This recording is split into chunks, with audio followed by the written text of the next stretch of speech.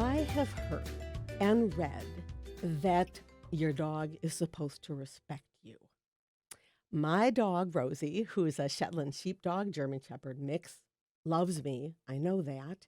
And she pretty much listens to me. But respect me? I I really don't know.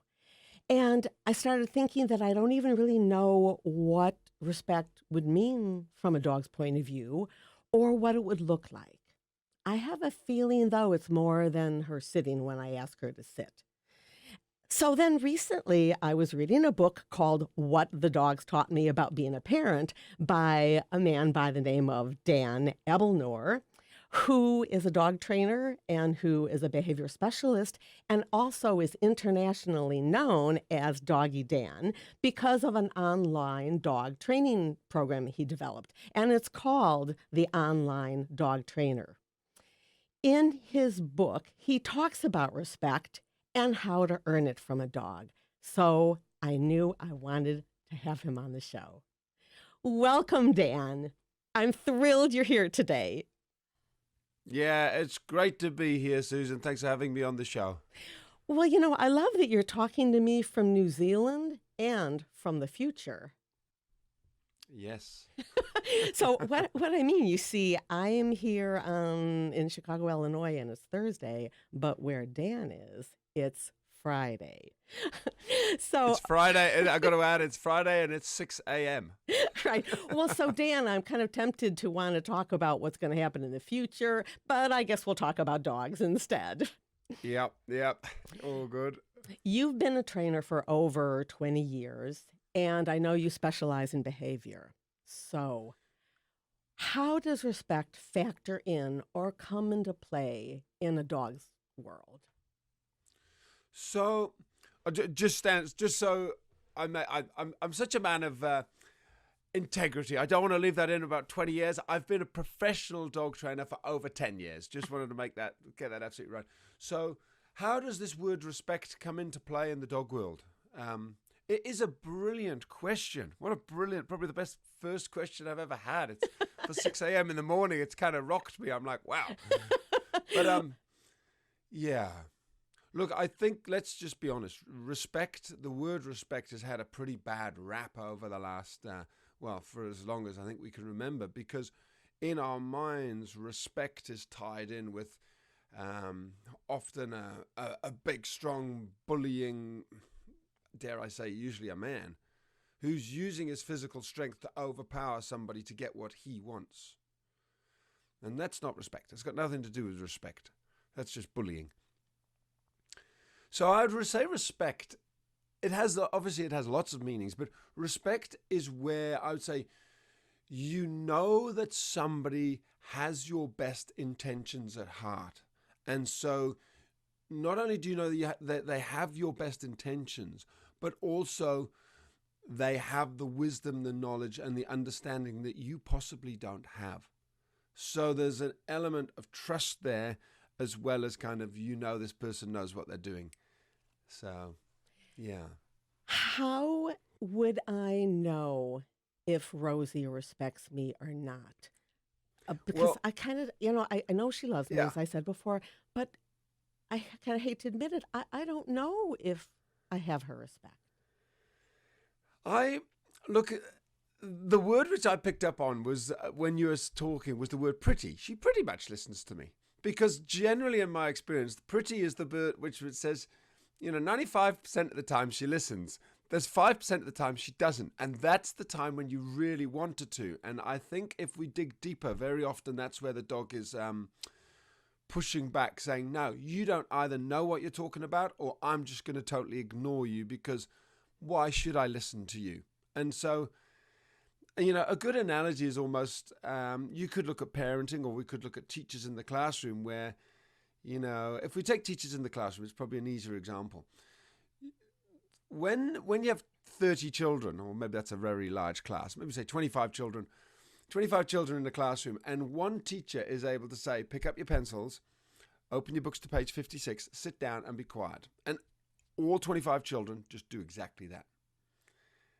they have respect for that teacher, generally speaking. And very often this can be an experienced, slightly older person, maybe a very small, frail old lady who's been doing this a long time. And I say frail old lady because clearly a frail old lady is not using physical force to overpower the 25 students. It's impossible. But they trust and respect her and know that they kind of better follow through with what she's saying. And yet those same children could go down to the next class and the same command or a request is given. And nobody opens their books, nobody sits down, everyone keeps talking because they kind of don't respect this person. That person hasn't won, the right to kind of say, guys, listen to me, I know what I'm doing, and you need to follow me. And so that's kind of where I'm coming with this, that those children, the bottom line is those children don't really need more training in terms of understanding what sit down, be quiet, and open your books at page 56 means. They know what it means. They're basically just choosing to go, no, for whatever reason. And usually it's usually a couple of things. They either don't trust the person has their best interests at heart, or they don't think the person has the skills to actually get the result that they're wanting, if that makes sense. Yes, it does. Okay, so what occurs to me is Rosie does follow the cues that I give her. I would say the Yes. only time she doesn't is if she's on the hunt of a rabbit or a squirrel, or there's a house nearby where we live that always scatters bread, and my dog loves bread. This is a dog who has a great recall, except for those times. But otherwise, she does listen to me. But from what you're saying, Dan, I'm getting the idea. It's not obviously just about following the cues or commands. I want to give you an example, and maybe you can tell me if this works in this example. So Rosie, of course, is really mostly quiet, although she will set up the alarm bark if, let's say, the mail carrier comes to the house, or if someone gets too close to the house that she thinks is important. Yes. And so what I do is I do acknowledge her. I usually go and I stand by her. She's barking up a storm, and I go and I kind of get in front of her where it's like, I see, I've got it, I'm handling it. And she calms down instantly. Because so she senses, oh, okay, I don't have to worry about this now. You've got it. Yes. Is that an example of what you're talking about, like gaining that trust and knowing that I'm looking out for both of our best interests? Okay. Absolutely. And by the sounds of things, you've got a dog who, you've got a great bond there. You've got great trust and respect. She's listening to you and she's saying, yep, when you step forward, step in front of me and say, I got this, don't you worry. I'd say she's trusting you and respecting your decision that, yeah, when Susan says, I got it, she trusts you that you've got it. Not everybody has that. A lot of people can't even get in front of their dog because the dog's going so wild at the door or the window, and the dog's saying, get back. You haven't got a clue what you're doing. I'm in charge here. This is not a time for you to sit forward. In fact, I work with people whose dogs will turn around and nip them, effectively disciplining them, saying, back off, get away from the door. There's somebody here. This is dangerous. This is my job. I have to be here. So that's more the situation we're talking about, where people really are struggling with getting their dogs to kind of trust, respect, and listen. If I can go a little bit deeper with that analogy, because it's one of the most beautiful things I've seen, is that exact situation where the dog is barking because there's a problem. And as I say to people very often, we as humans sit there sitting in our chair watching telly, the dog's barking at the window. We can't even see what the dog's barking at. Dog's going woof, woof, woof. And we sit there and shout, knock it off. Knock it off. That's enough. Dog barks even louder. We shout, knock it off. Dog barks even louder. Dog's shouting, I'm barking as loud as I can. We're shouting, shut up. Dog says, I can't bark any louder. It just escalates. You're right. Because the dog's saying, I'm doing my best. You're getting stressed. I'm trying to scare this person away or appear good and protect and do my protective duty. And what actually the dog is looking for is somebody who, like you did, stands up, says, all good. And I recommend this. You say, thank you, or all good, in a gentle voice. It's the energy more than the words. And then if the dog carries on, you go over to the window.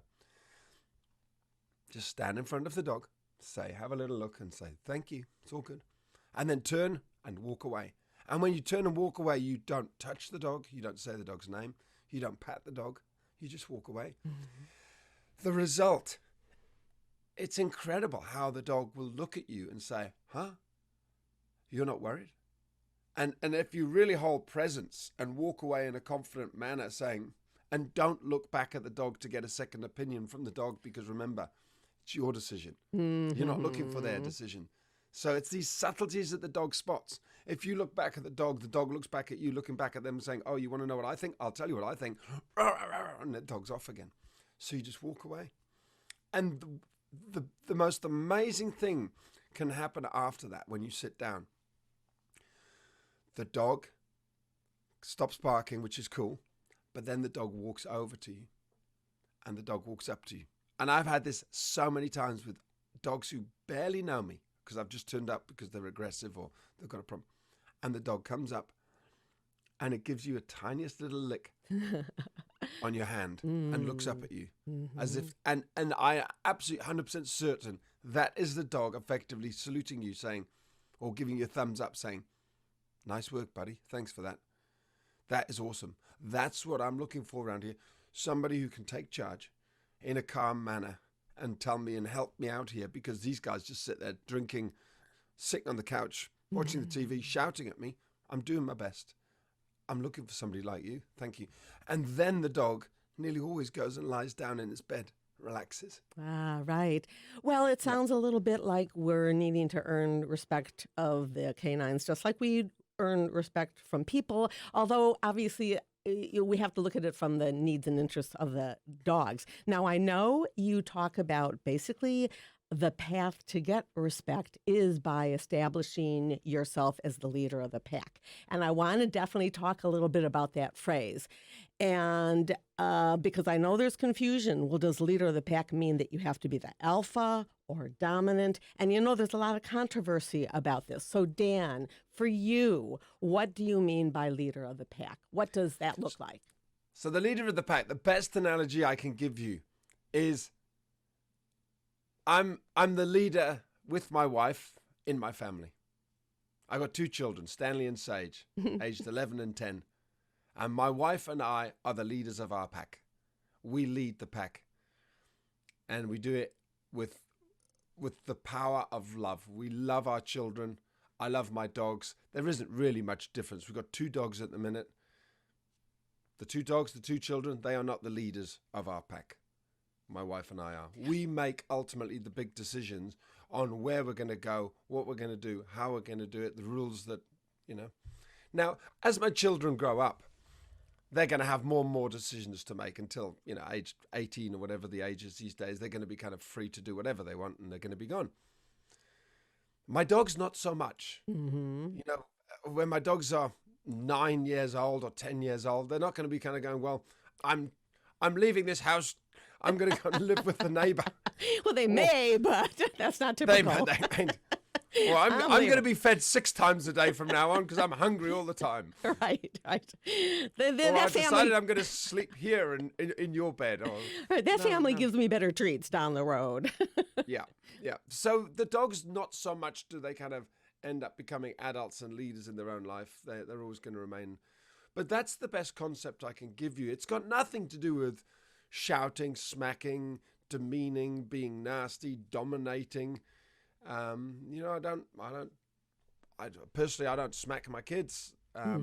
It's actually illegal here in New Zealand. So that's not the reason I don't smack them. I just find there's a better way to actually be, to talk to your kids, and when the kids are doing stuff that you don't want, you sit them down. And the 2 questions this is parenting we've moved into here, but the 2 questions I ask them, I think this is important.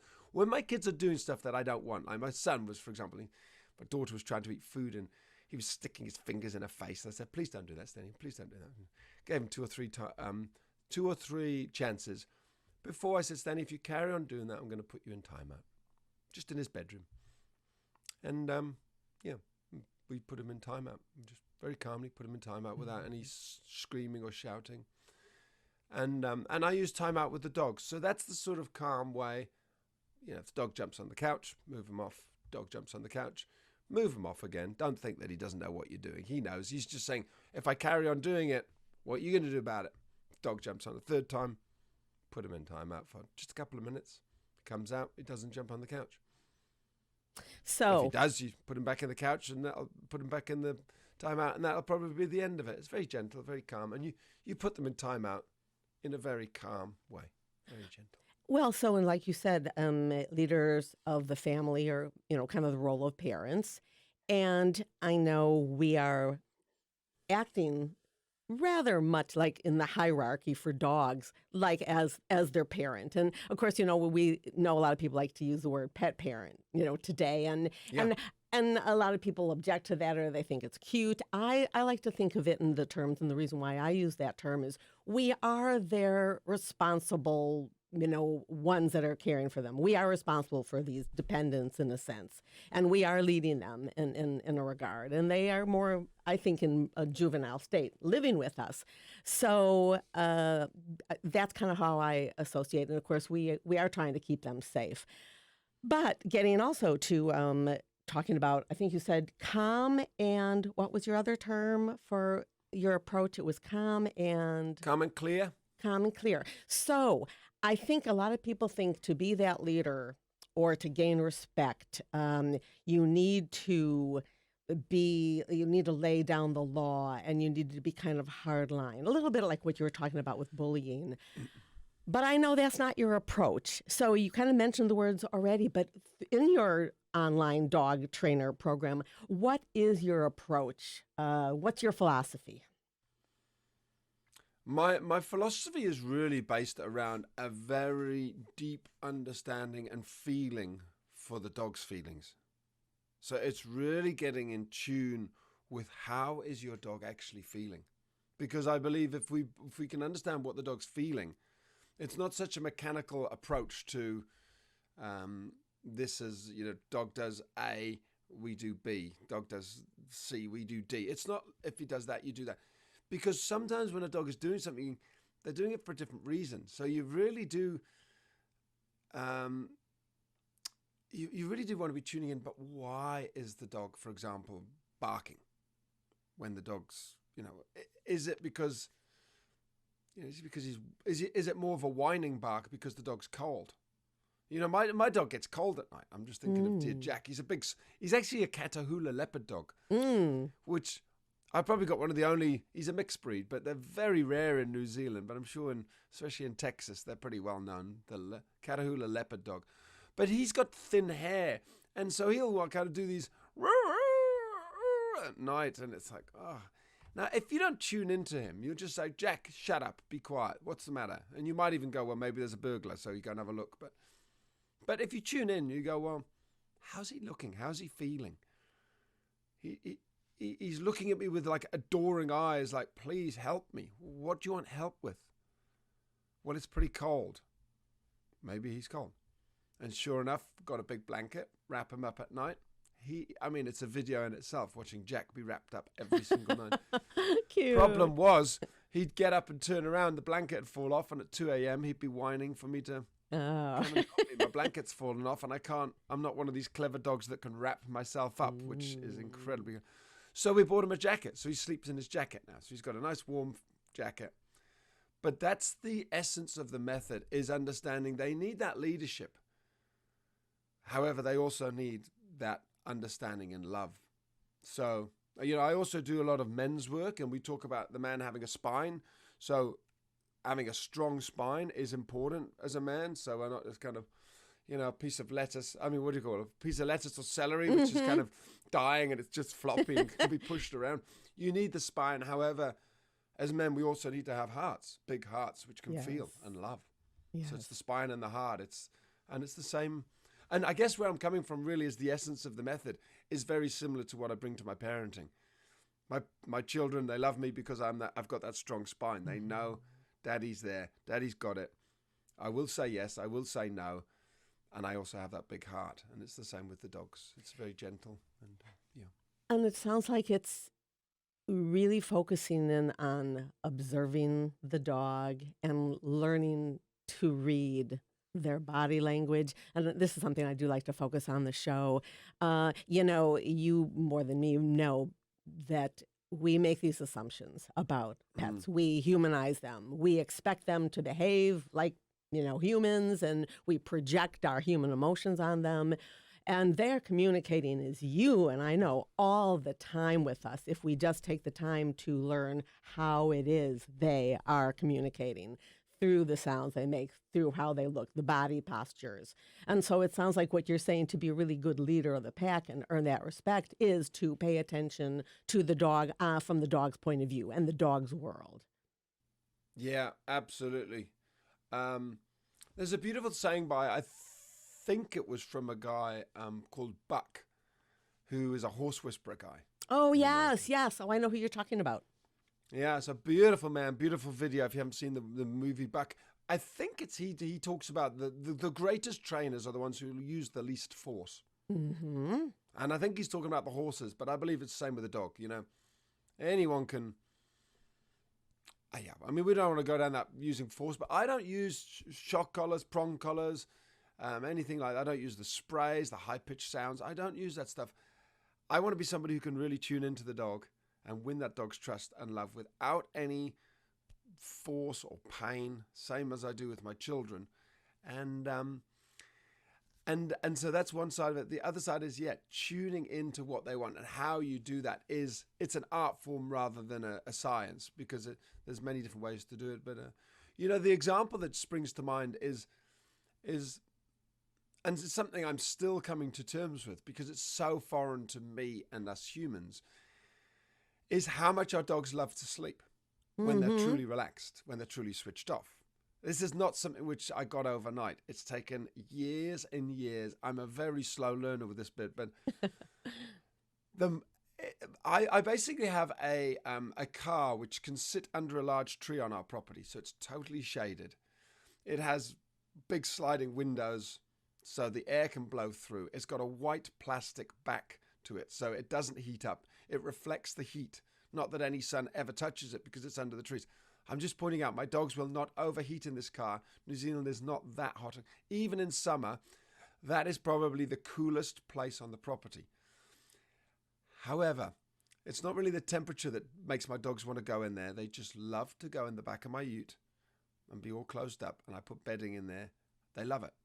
Now, when I say love it, we're talking 2, 3, 4, 5 hours at a time.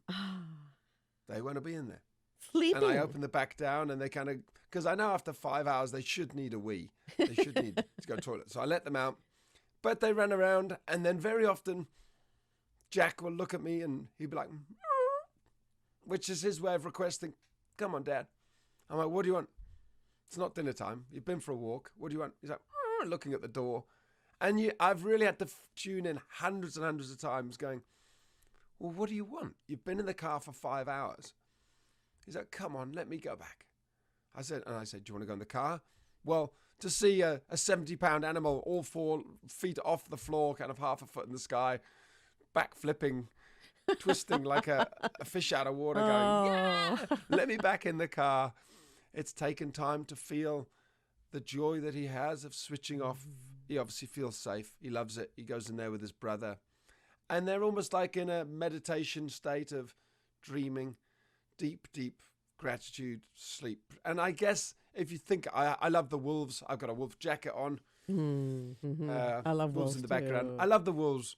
And I guess if you look, because, the dogs, I believe they have evolved from the wolves, and there's still elements of that in them. And if you look at the wolves, they don't spend most of the day running around digging holes, chasing their tails, chewing trees, barking. No, most of the time sleeping in the den very often. So. And the word you used, safe, that also made me think that's probably a sign of respect. Because once I also heard that, let's say you let your dog up on the bed and your dog will actually fall into a deep sleep with you there, that's a sign of trust, that they can totally relax. So that feeling of safety probably connects to, I can respect, safety is part of respect. Because you have been a trainer for all those years, I'm sure you have lots of stories of times that you have seen dogs behaving in ways that would exhibit that they respected their people and ways that they didn't. Can you share some examples, of, again, because I really want to, punctuate, what Oh, respect looks like and what it doesn't. So what are some of the stories that pop to your mind of either the ones that do respect or the ones that don't, their people? yeah, I mean, one of the most common the way I work, let me just clarify, the way I work with people is people ring me up, they've got all sorts of behavioral issues. I tend to work as more the ambulance at the bottom of the cliff more than puppy training. Oh, yeah. Just because that's kind of what I'm passionate about, really helping people who've got serious behavioral issues. I've got a full puppy program in place from 8 weeks through to 8 months. You can see me raising my puppy Moses. But my passion is helping those people and understanding what those dogs who are in real trouble really need. And so I go to people's houses for about 2 hours. And in that space of time, I'm able to win the dog's mind, trust, respect to a level where the most common thing that people usually say to me, other than, the usual sort of, do you want a cup of tea or something like that? The most common phrase used is, he's never done that before. Oh. So the way I work is I don't care that much for people telling me this is a good way of working with the dogs or not. It works or it doesn't work. Because my judge is not humans. My judge is the dogs. Mm-hmm. And when I see dogs switch off, relax, and go and lie in their beds and curl up, and people say, he has never done that. He never does that during the day. And he certainly would never, ever do that with a stranger in the house. He doesn't do this in the day. He never switches off. And I have not touched that dog. Mm. No one stands a chance of telling me I've got it wrong with this approach. Because I've worked with thousands of dogs. And I've seen hundreds and hundreds of dogs relax, switch off and feel safe. And the passion in me to bring this method to the world is off the charts. Because I love dogs. And hey? Oh, I'm sorry. No. You can finish your thought. I didn't mean to interrupt you. No, I'll keep going. But it's off the charts. But that's the point. The dogs, the proof of the pudding is in the eating sort of thing. And the dogs they're the judge. When they switch off and relax and I haven't touched them and people say, wow, he stopped running around the house. I say, yeah, he will. And people who've had dogs with separation anxiety and can't leave the room because the dog follows and starts scratching at the door. By the end of the session, the person's leaving the room and coming back in and the dog's still got his eyes closed. There was one huge dog, stories just sprung to mind. It was a Tibetan Mastiff, which I'm not sure if you know what they look like. Sure, I do. They're like lions, huge. Yes. This dog wouldn't switch off and he was always on the go. Anyway, probably took about an hour. Dog lay down. And then after about an hour and a bit, dog kind of head on his side. And this dog never switched off. He had never, ever stopped walking around the house. And for a big dog, that's not good. It's not healthy. It's not normal. It's a stressed dog. And the guy didn't realize how stressed he was. Tongue's hanging out. His eyes wide open. But he's lying on it. I said, just leave him. And got to the stage where this dog was in such a deep sleep. I can't remember his name. It was something like Giant or something, similar. Giant. I said, Giant, come here. Giant. And the guy was laughing, saying, well, yeah, he doesn't come when you call. I said, no, he's asleep. I said, Giant. And the guy said, what do you mean? I said, he's asleep. This dog had fallen into such a deep sleep, even when we were within kind of half a yard of him, shouting his name, Giant.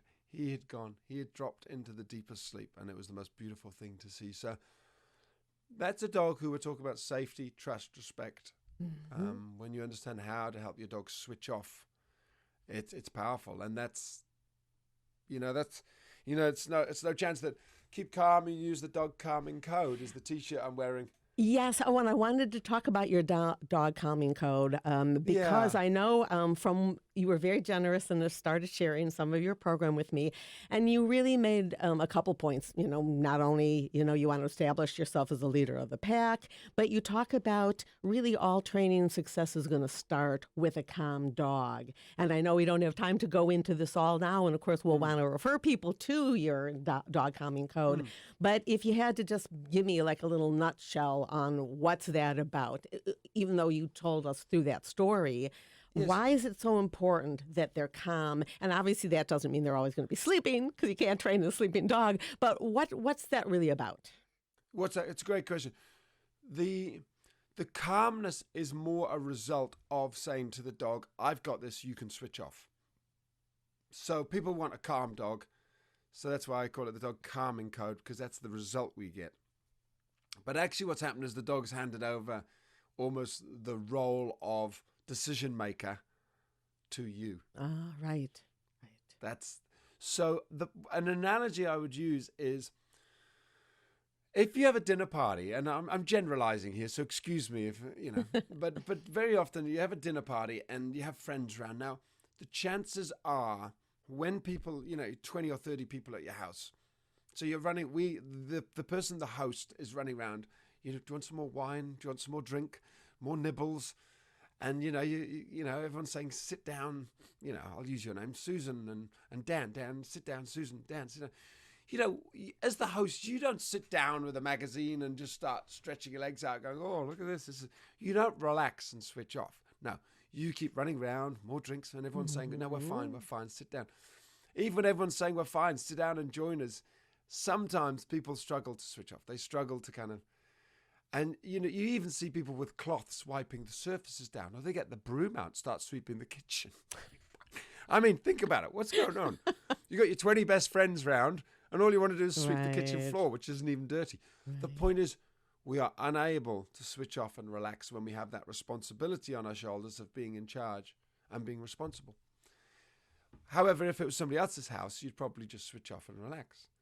And that's the best analogy, or a good analogy, I think, of what it's like for our dogs. When they feel they're in charge and they're responsible, they don't switch off. They keep whizzing around, running, looking for things to do. And that's why you often see, especially smaller dogs, running around the house, barking, chasing their tails, chewing stuff nonstop, following you around, demanding attention. The opposite of what I've got, which is 5 hours in the back of the car, very happy. Right.